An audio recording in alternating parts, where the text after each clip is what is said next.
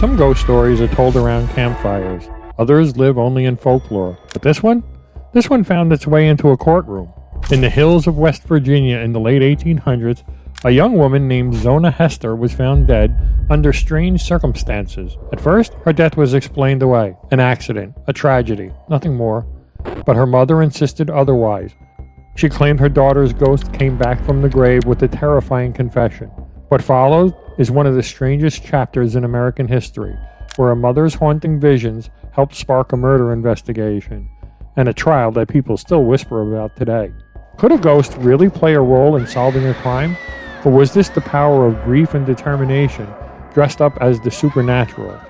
That's what makes the tale of the Greenbrier Ghost so chilling and so unforgettable. Join me for another strange, odd, and mysterious story here at Odd Mystery Stories. Elva Zona Heaster, known most simply as Zona, was born in 1873 in Greenbrier County, West Virginia. She grew up in the quiet countryside, surrounded by rolling hills and small farming communities where everyone seemed to know each other's business. By the time she was in her early 20s, Zona was described as a lively, attractive young woman. People remembered her as spirited and hopeful, the kind of person who was ready to build a new life for herself. In October of 1896, Zona's paths crossed with a newcomer to the area, Edward Stribling Trout Shue. He had moved to Greenbrier County to work as a blacksmith, and before long, he caught Zona's attention. The two began a relationship that quickly turned serious. Despite whispers in town that Edward's past was something of a mystery, Zona married him after only a short courtship. Her mother, Mary Jane Heaster, wasn't entirely convinced this marriage was a good idea. She had her own reservations about Edward, but Zona seemed determined to follow her heart. In those days, young women often had few choices, and marriage was seen as both stability and future. For a few brief months, Zona lived as a new bride, keeping house and settling into her new life. But just beneath the surface, there was unease. Some neighbors noticed that Edward could be strict and controlling, though little was openly said at the time. Zona herself never spoke of problems, at least not to those outside the home.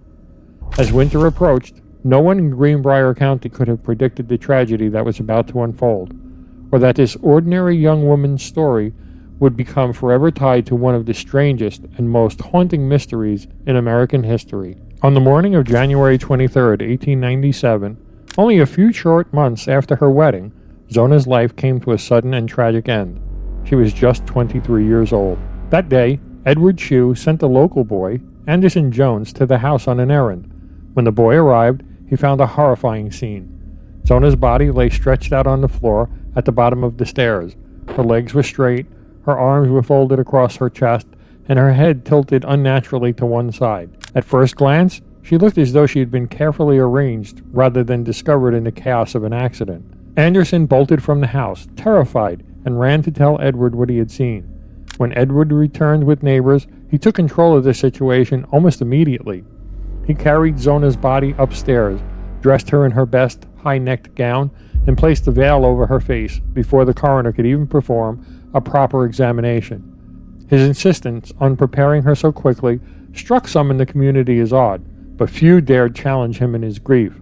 The coroner, Dr. George Knapp, was called to the scene, yet when he tried to examine Zona, Edward hovered so close, holding her head and cradling her body, that Knapp felt unable to do a thorough inspection. Under pressure, he listed the cause of death as, quote, everlasting faint, and then later changed it to, quote, childbirth. Neither conclusion made much sense, but in that moment, the death was written off, and Zona was buried shortly after. For most of Greenbrier County, the story might have ended there. A young bride tragically gone, her death a sad mystery. But Mary Jane Heaster, Zona's mother, refused to believe it. She was convinced there was more to the story, and in the weeks ahead, she would claim her daughter returned from beyond the grave to tell her the truth.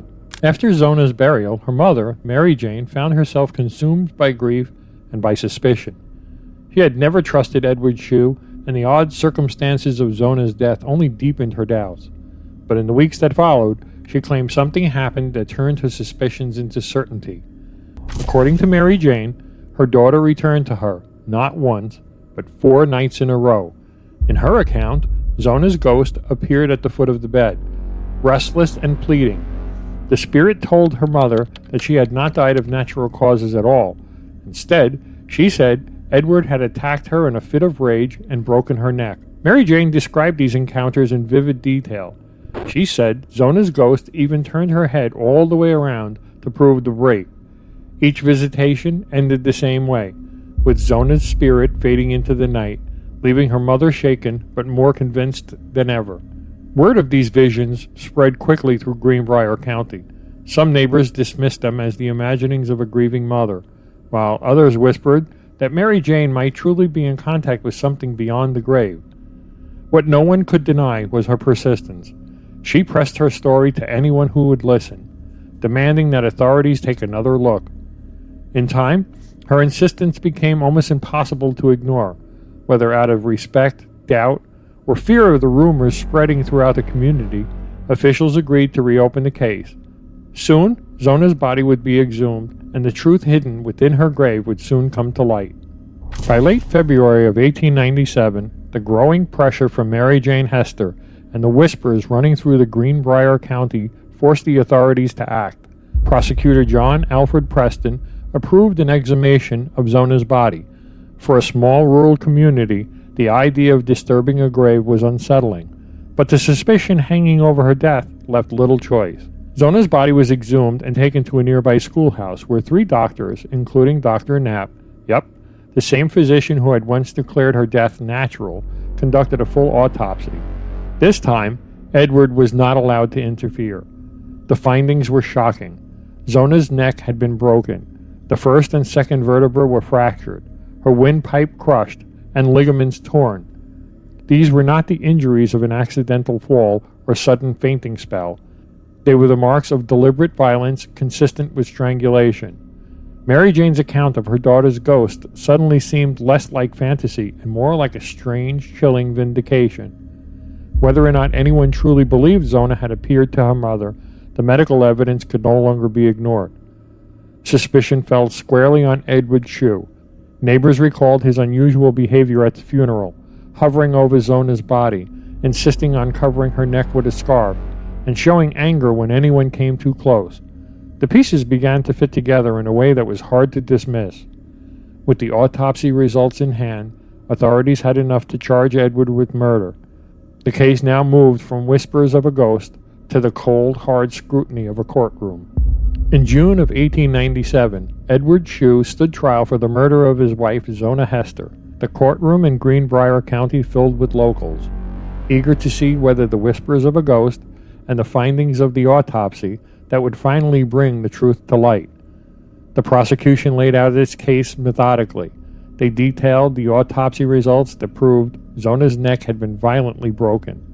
Witnesses described Shue's behavior at the funeral, his insistence on dressing Zona in a high-collared gown, and his refusal to allow anyone near her head. The quick marriage after such a brief courtship, combined with the secrecy surrounding his past, painted a troubling picture of his character. The defense, however, had little to counter the physical evidence. They attempted to frame the suspicions as nothing more than gossip fueled by a grieving mother's visions. But when Mary Jane Heaster took the stand, the trial veered into territory almost unheard of in American courts. Calm and unwavering, she told the jury about her daughter's ghostly visitations. She described how Zona had come to her night after night, revealing that Edward had crushed her windpipe in a fit of rage. Some jurors later admitted that while they weren't sure what to make of her story, her absolute conviction left an impression that was hard to shake. In the end, it wasn't the ghostly testimony alone that decided the case. It was the autopsy. But the legend quickly took hold, the idea that a ghost had spoken from beyond the grave to demand justice. The jury deliberated for just over an hour before returning with a verdict: guilty of murder in the first degree. Edward Shue was sentenced to life in prison. After the verdict, Edward Shue was sent to the state penitentiary in Moundsville, West Virginia. He lived out the rest of his life there, never admitting guilt and never speaking publicly about Zona's death. In 1900, just 3 years into his sentence, he died of an epidemic that swept through the prison. Zona, meanwhile, was laid to rest in Greenbrier County countryside, her grave marked simply with her name and the dates of her short life. But her story was far from over. It began to spread beyond the county, passed from neighbor to neighbor, then written into local papers, and eventually remembered as one of the strangest intersections of folklore and law in American history. The tale of the Greenbrier Ghost has since become legend. Guides still recount it in West Virginia, pointing out that it may be the only known case in the United States where a ghost's alleged testimony played a role, however indirect, in a murder conviction. For Mary Jane Hester, the story was always about more than folklore. She insisted to her dying day that her daughter came back to her and that justice was only served because she listened. Whether anyone believed her or not, her persistence ensured that Edward Shue would be held accountable. More than a century later, the Greenbrier Ghost continues to stir questions. Was this the desperate imagination of a grieving mother who needed answers? Or was it something stranger, an instance where the dead truly spoke and the living had no choice but to listen? The Greenbrier Ghost stands apart from most ghost stories. It wasn't just a tale whispered in the dark or a campfire legend meant to send shivers down your spine. It was a story that crossed into the real world, into a courtroom, where life and death were weighed against both evidence and belief. At the heart of it all was Zona Heaster, a young woman whose life ended far too soon, and her mother Mary Jane, whose grief and conviction ensured that her daughter's death was not forgotten or dismissed. Whether you believe Mary Jane truly saw her daughter's ghost or simply refused to accept an easy explanation, her determination changed the course of justice. Today, the case still raises questions that linger. Can the voice of the dead truly reach us from beyond? Or was this an example of how love and loss can drive someone to uncover truths others might overlook? As the years pass, Zona's grave remains in Greenbrier County, a quiet reminder of a mystery that refuses to fade. And perhaps that's the most haunting part, how a mother's story of a ghost became stronger than silence, leaving us to wonder what hidden truths may still rest in the shadows. So what do you think? Was justice served because of a visiting ghost, or because one woman refused to stop demanding answers? And as the fog lifts from those West Virginia hills, leaving us with more questions than answers, I can't help but feel a chill that has nothing to do with the autumn air. The Greenbrier Ghost story isn't just a story, it's a reminder that sometimes the veil between what we see and what we believe is thinner than we think. I've always been drawn to strange stories like this one, where the supernatural brushes up against the gritty reality of human lives. It makes me wonder about my own family stories, the ones whispered over late-night gatherings that never quite add up. Reviving this classic for our Halloween season feels right, like dusting off an old locket to reveal a secret long hidden inside. I hope it gave you that perfect mix of spine tingle and wonder, the kind that lingers long after the lights go out.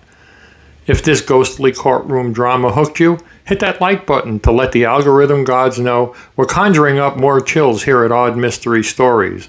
And if you're not already subscribed, do it now. Then tap that notifications bell so you never miss a mysterious summons. Your support? It's the magic that keeps these stories rising from the grave. My name is Vince. As I wrap this up, take a peek at this on screen, and there's a lineup of other mystery stories waiting for you, from the unsolved murders to mysterious vanishings. Pick one and dive in. Who knows what mysteries you'll unearth next? Thanks for joining me on this haunted journey. Stick around for the next Odd Mystery Stories video coming soon to rattle your bones all over again. Sweet dreams, or whatever passes for them this time of year. See you in the shadows.